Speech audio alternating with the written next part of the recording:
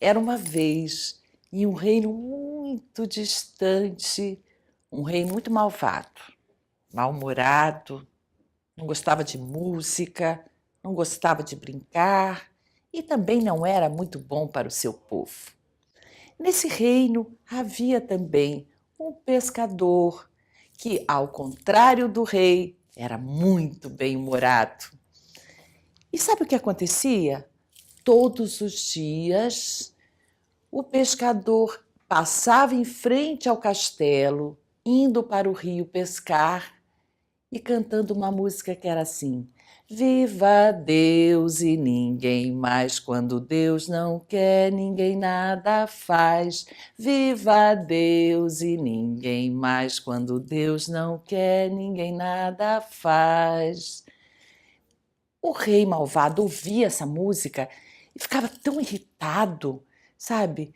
Ai, que chato esse pescador, tão feliz, eu aqui no meu mau humor. Ai, que coisa chata, eu não aguento mais esse pescador passando aqui todos os dias cantando essa música. Mas todo dia o pescador passava cantando: Viva Deus e ninguém mais, quando Deus não quer, ninguém nada faz. Viva Deus e ninguém mais, quando Deus não quer, ninguém nada faz. O rei, mais irritado a cada dia, chamou um de seus asseclas e disse: Olha, eu quero que você acabe com esse pescador.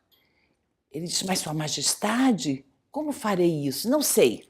Faça um plano qualquer, eu quero que ele seja decapitado. Já pensou? Decapitar o pescador só porque ele era feliz? E assim se fez. O Assecla teve uma ideia. Ele disse: Eu já sei o que eu vou fazer. Pegou o anel mais valioso do rei e foi para a casa do pescador. Esperou que ele saísse, fosse pescar, bateu na porta e a mulher do pescador abriu a porta e disse: Pois não, aqui devo a honra de uma secla real. Ele disse: Minha senhora, de todas as famílias do reino, a sua foi escolhida para um grande evento.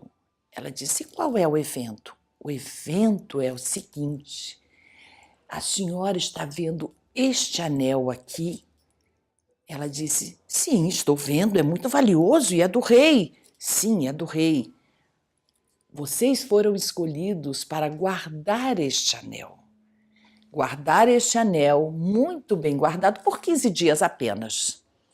Após 15 dias, eu venho buscar este anel na sua casa. Se o anel estiver, sabe o que vai acontecer com vocês? Vocês vão ganhar o reino. Seu marido vai ser o rei desse reino, desse lugar. A senhora vai ser muito rica. Ela disse: eu não sei se eu vou ficar com isso não, porque eu tenho que falar com meu marido. Ah, mas a senhora não pode perder a oportunidade, tem que ser agora. Se a senhora não quiser, eu vou ter que ir para outra família. Aí a mulher pensando: meu Deus, nós vamos ficar muito ricos, nós vamos ser os senhores desse reino. Ah, eu acho que meu marido não vai se importar. Tá bom, o senhor pode me dar o anel. Me dê o anel. Aí ele deu o anel para ela entrou, foi lá na cozinha, olhou para um lado: onde é que eu vou esconder esse anel? Meu Deus, onde é que eu vou esconder? Ah, já sei, eu vou esconder no pote de açúcar. Ela abriu o pote de açúcar, colocou o anel lá dentro, tampou, olhou para um lado, olhou para o outro, não havia ninguém. Só que o bendito do Assecla estava lá em cima no morro, olha, olhando para dentro da casa e viu onde ela guardou. Quando o marido chegou, ela contou a história para ele e disse: Olha, nananana, aconteceu isso. Ele disse: Mas mulher, você não devia ter feito isso. Mas nós vamos ganhar uma fortuna. Nós não precisamos de uma fortuna. Nós somos felizes do jeito que somos. Ela disse: Não, não, não. Eu quero mais, quero esse reino para mim. Aí ele disse: Ok, então nós vamos guardar esse anel por 15 dias. E se por acaso esse anel sumir? Ela disse, ah, eu esqueci de contar. O Acécla disse que se o anel sumir, você vai ser decapitado. Aí o pescador disse, mas mulher, como é que você coloca a minha cabeça a corte? Ela disse, mas o anel não vai sumir não, você não vai ser decapitado não, vai dar tudo certo. Ele disse, tá bom. Então, se você quer, você sabe que mulher quando quer uma coisa, né, é danado, né?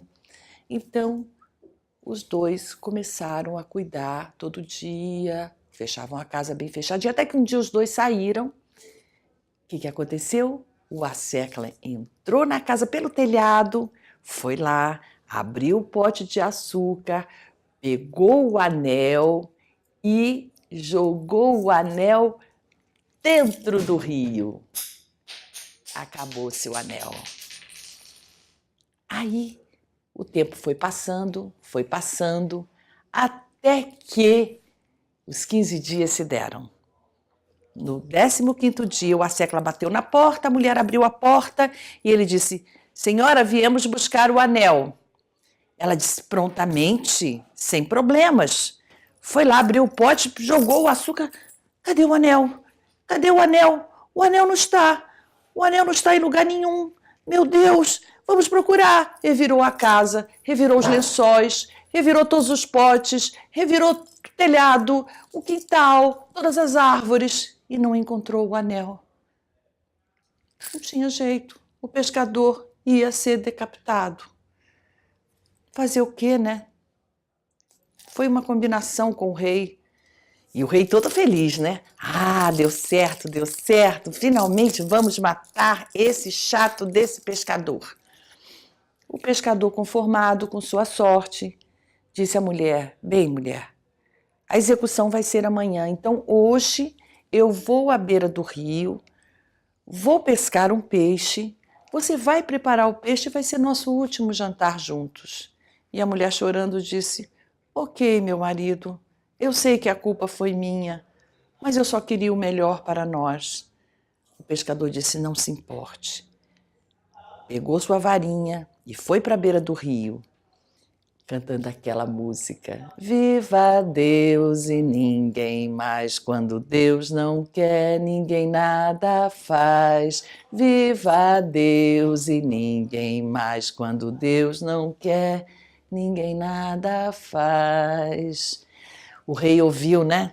E disse, ai, que bom, amanhã esse chato vai ser decapitado, eu não vou ter que ouvir mais essa música na minha vida. Nessa mesma noite, o pescador trouxe o peixe para casa, a mulher preparou o peixe, bem preparadinho, e os dois começaram a comer juntos. De repente, o pescador, e a mulher desesperada, o que foi, marido? Cuspiu. Quando ele cuspiu, sabe o que era, gente? Era o anel. Era o anel. Vocês imaginam o que aconteceu? O Acécla jogou o anel no rio. O peixe engoliu. O pescador pescou o peixe e engoliu o anel. Se engasgou, né? Com o anel. E no dia seguinte, antes do evento, o pescador entregou o anel ao rei. Resultado da história? Ele virou o rei desse castelo, virou o rei desse povo. Foram todos muito felizes e a música que se cantava era Viva Deus e ninguém mais, quando Deus não quer, ninguém nada faz. Viva Deus e ninguém mais, quando Deus não quer, ninguém nada faz.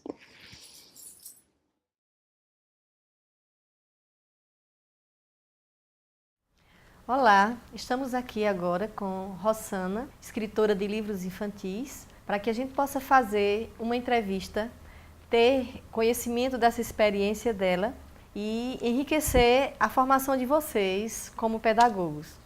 Agora, Rossana, a gente queria que você falasse um pouquinho de você primeiro. Bem, eu sou Rossana Ramos, Eu sou professora da Universidade de Pernambuco, da UPE, da Unidade Mata Norte. Sou da área de Linguística e Literatura Infantil. E venho escrevendo livros já há mais de 15 anos, livros infantis, livros pedagógicos, e gosto também de contar histórias. Como foi que surgiu essa aproximação sua com a literatura infantil? Foi desde criança ou já depois na sua formação? Olha, essa história, ela é muito interessante. Ela começa lá quando eu tinha 6 anos, que eu fui para a escola. Só que aconteceu um problema comigo. Eu sabia ler quando eu entrei na escola. Comecei a ler com 4, 5 anos, por aí. E aí a professora ficou apavorada, porque tinha uma criança na sala que sabia ler e os outros não sabiam. Então, quando ela começava a tomar a leitura, eu lia a palavra, em vez de ficar lendo as sílabas, né? Aquela bestalhação toda lá de sílabas e não sei o que tem escola que usa até hoje, né? O beabá. E eu lia as palavras. E aí ela, preocupada com aquilo, como é que pode a menina ler, ela lê na frente dos outros alunos, ela tomou uma atitude que a princípio podia parecer não muito pedagógica. Ela me virava para a parede na hora da leitura. Calma, gente. Só que quando ela me virou para a parede, ela foi lá na biblioteca da escola e pegou todos os livros infantis que havia. Naquela época não havia muitos, né? Era mais a coleção de Monteiro Lobato, e nesse ano, em 1964, saiu a primeira edição daquele livro da Cecília Meirelles, Ou Isto ou Aquilo. Eu li a primeira edição, olha como eu sou velha, 1964. Então, aquelas leituras naquela época me encantaram, porque livro infantil nos anos 60 não havia em profusão como há hoje, né? A grande produção de livros infantis, ela começou a partir do final dos anos 70, início dos anos 80, então eu tive contato com essa literatura infantil. E eu acho que isso não só determinou o fato de eu gostar de literatura infantil, mas também de eu fazer o curso de letras, né? De eu me envolver sempre com o meu trabalho voltado para essa questão da linguagem. Até eu comento sempre que a professora, ela usa a intuição, ela usou a intuição, né? O método dizia que eu não podia participar da leitura com as outras crianças, mas ela me supriu e ela não sabe o bem que ela me fez, me virando para a parede e me dando aqueles livros para ler, né? Verdade. De certa forma, foi um ganho para você, né? Sim, sim. Tá, aí agora eu queria saber de você assim. A gente sabe que o escritor, ele tem a liberdade na sua produção. Ele cria paisagens, cria enredos, personagens. Como é que você lida com isso, com esse mundo da criatividade nesse processo? Eu só escrevo texto, né? Eu não desenho nada, nem aquele bonequinho de palitinho eu consigo fazer. Mas eu faço os textos e a editora tem a habilidade, né? O meu editor, ele tem a habilidade de contratar o ilustrador, que é uma pessoa que não basta apenas o ilustrador desenhar, ele precisa conversar com o texto. E no caso eu dei muita sorte, porque logo no começo a Priscila Sanson, que é a ilustradora dos meus livros, a gente conseguiu fazer assim, um casamento muito bom. Então, às vezes parece que a ilustração aumenta a história ou conta uma outra história paralela que eu estou contando. Então, o meu processo de criação é social, sempre, né? Meus livros são 100% temas relacionados à infância e às questões sociais, como a questão da deficiência, da não adaptação na escola de algumas crianças, do trabalho infantil, adoção, enfim, meus livros eles são fruto de uma observação que eu faço dessas questões sociais. Tá, e esses personagens que você coloca nos seus livros, há alguma relação com a sua vida? Olha, tem, sim, claro, com a minha vida, às vezes não diretamente, né? Sim.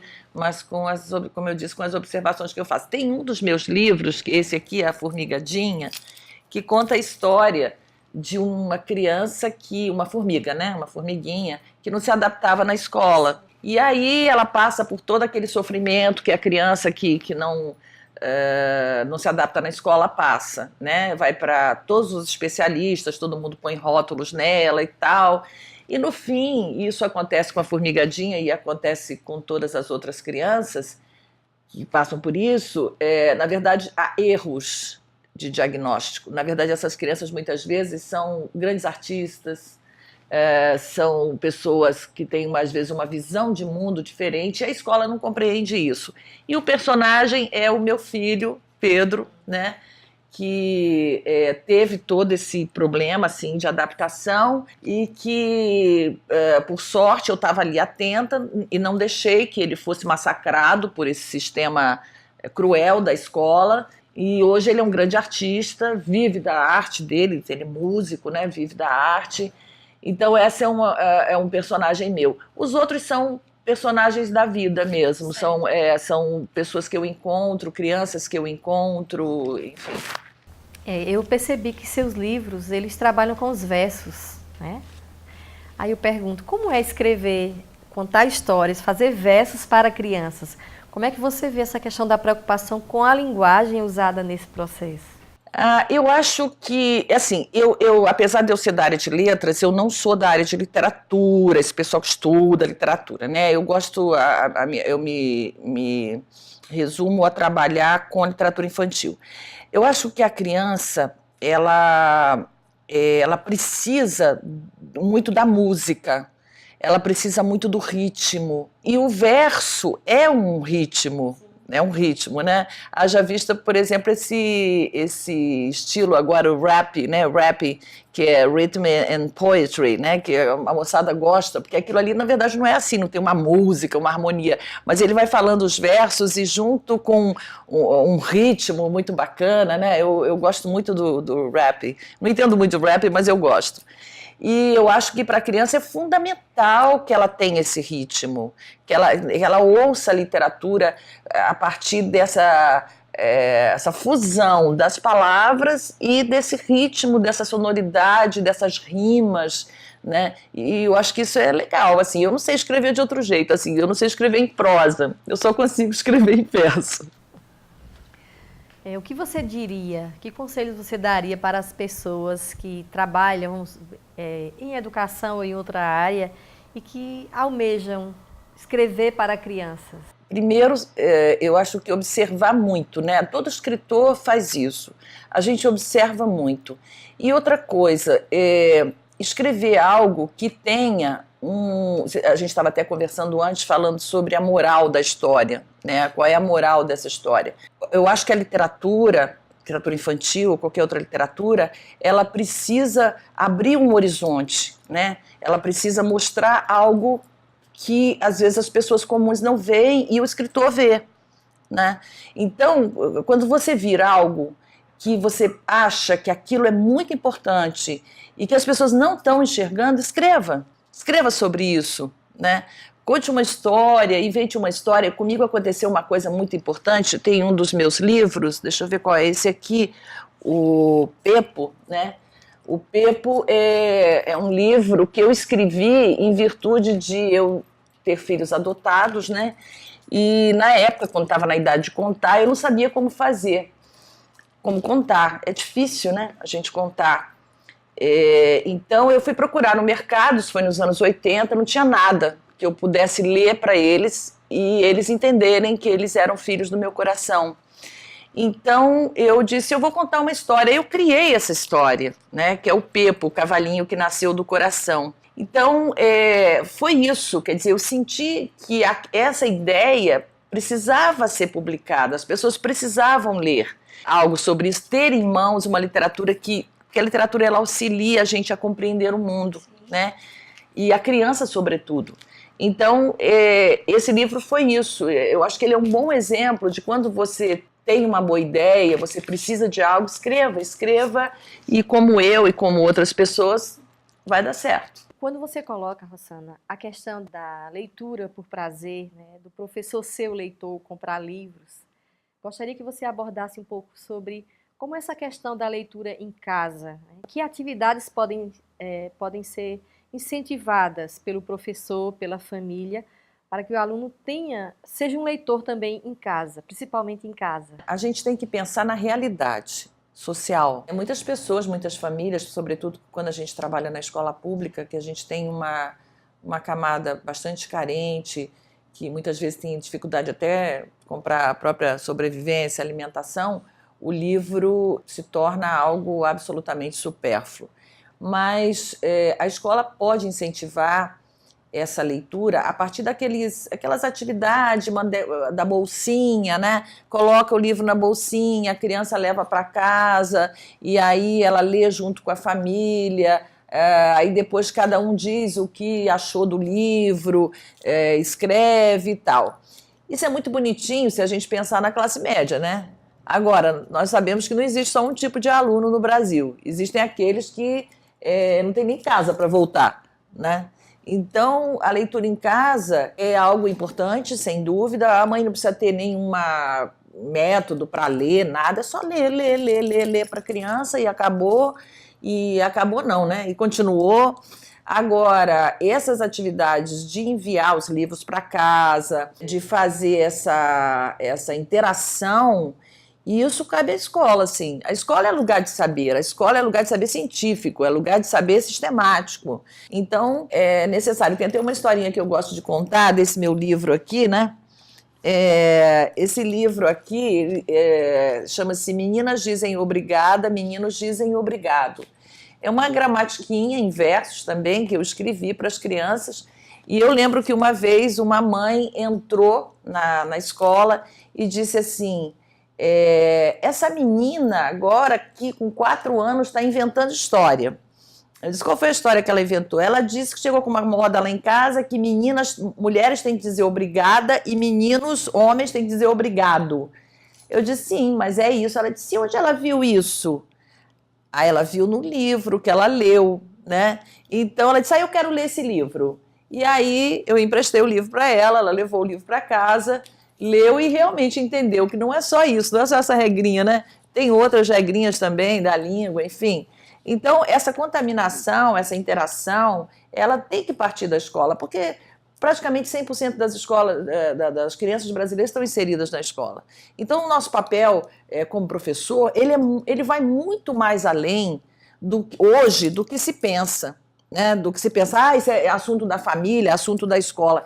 Gente, não está mais assim não, sabe? A escola ela assumiu uma série de papéis que não tem mais volta, nós temos que fazer isso. Os pais trabalham, as mães trabalham, às vezes à noite a mãe está tão cansada, né, que ela não tem mais, ela dorme antes da criança, ela começa a contar uma história para a criança e ela dorme. Antes, isso aconteceu comigo, deve ter acontecido com você, com a nossa diretora aqui também, né, do cansaço que a gente chega do trabalho, enfim. Mas uma coisa que eu presto muita atenção quando eu entro numa casa, às vezes tem uma TV de LED enorme, tem um videogame, tem, mas sei lá o quê, um micro-ondas de super geração, não sei o que lá, e não tem um livro, né? Não tem um livro. Então, a criança, porque ler é como escovar os dentes, você tem que ter a pasta escova ali, né, para lembrar que você tem que escovar os dentes. Se o livro não estiver ali, sabe, a criança não vai fazer essa relação. Agora, eu volto a dizer, no Brasil, isso é complicado por conta dessa questão da desigualdade social, né, das questões econômicas, e o livro é caro. O livro é caro no Brasil. E ele é caro não é só porque é o papel, muito pelo contrário, as editoras têm até isenção de impostos, né? Mas é a distribuição.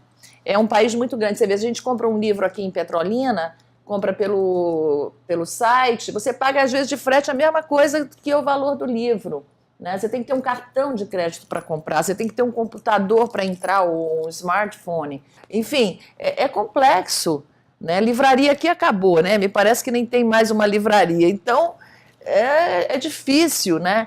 A minha esperança também, agora que eu acho que uma coisa que vai ajudar bastante da formação do leitor é o e-book, né? Imagina a criança abrir lá e ficar lendo a historinha na tela. Leitura é leitura, não importa se é no livro, se é na tela, é leitura, né? Não tem muito essa divisão, assim, eu não vejo isso como um grande problema. Tem gente que diz, eu gosto do livro, eu gosto do cheiro do livro, eu gosto não sei o que lá, eu também gosto, mas é a direção que nós estamos indo, ninguém pode negar, né? Até outro dia aconteceu uma coisa engraçada, um amigo meu, ele deu o livro para o filho, aí o menino fez assim com a mão, ó, tentando abrir a imagem. Imagine, né? Quer dizer, essa relação deles com a tela tem volta. Então, vamos fazer e-book, vamos colocar os livrinhos para eles lerem, porque eles adoram. A criança gosta, todo mundo gosta de coisa bacana, e livro é uma coisa bacana. Tá, e essa questão, Rosana, da ficha de leitura, como é que você vê? Porque assim, a gente encontra livros que já vêm com a ficha de leitura para ser trabalhado na escola. Qual é a reflexão que você faz sobre essa questão dessas fichas de leitura? Olha, aí a gente vai muito longe, né? A gente vai pensar se a escola é uma escola behaviorista ou uma escola construtivista. Porque se ela for uma escola behaviorista, ela vai seguir um método, ela vai seguir um sistema, né? Então ela vai precisar dessa ficha. Se ela for uma escola construtivista, se esse professor for construtivista, não precisa necessariamente a escola ser, ela vai abandonar essa ficha e ela vai conversar com as crianças sobre aquela história. Ela vai ressignificar aquela história com as crianças. O que essa história tem a ver com você? Você já viu algo parecido? Você gostaria que tivesse acontecido com você ou não? Enfim, o mais importante é perguntar, você gostou ou não? Se você gostou, por quê? Se não gostou, também por quê? A discussão sobre a literatura não precisa de ficha. Precisa que se leia muito, é um volume, tem que ter um volume muito grande de leitura, tem que ser pelo menos um livro por dia.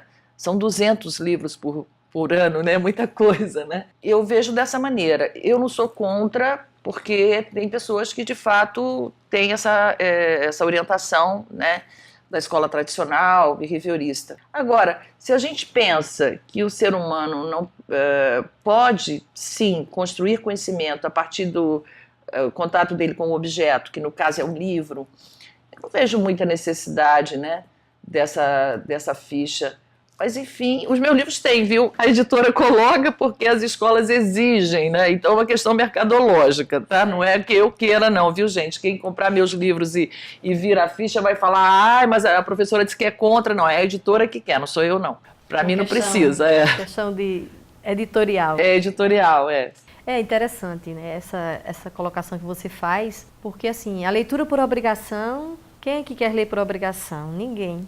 Então, realmente trabalhar nessa perspectiva da construção, da reconstrução da história, né? Do despertar esse prazer e o envolvimento da criança com esse mundo colocado no livro. Agora eu vou deixar que você faça alguma consideração final que você queira, tá?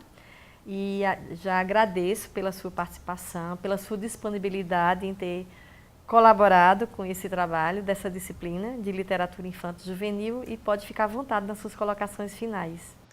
Bom, eu que agradeço imensamente, me senti muito honrada, né, quando Geida me convidou para falar para tanta gente, e tanta gente bacana, né, porque eu acho que quem faz pedagogia, quem é professor é bacana, para começar.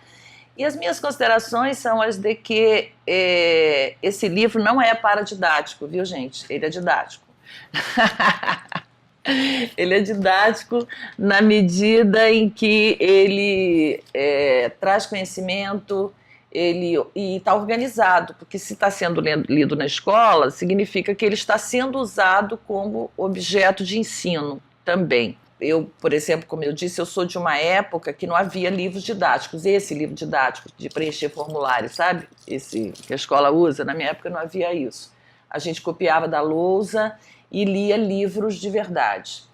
Então, eu recomendo que, apesar dessa invasão, né, do livro didático, da obrigatoriedade de usar o livro didático, o que eu recomendo é que você, professor, você, professora, utilize o máximo possível. Compra pelo menos 2 livrinhos por mês. Eu sei que a gente ganha pouco, a gente não, né? A gente é muita gente, mas de modo geral o professor do ensino básico ganha pouco, mas pede para as editoras, tá? A minha editora, a Cortez, se você fizer um e-mail para lá, eles vão mandar uma coleção, né? Eles têm uma cota para mandar a coleção, então E a última coisa que eu queria dizer é o seguinte: professor que lê, alunos leem, viu? Tem isso também. Às vezes tem professor que vai ler o livro para ler para as crianças, então a gente precisa dar o exemplo.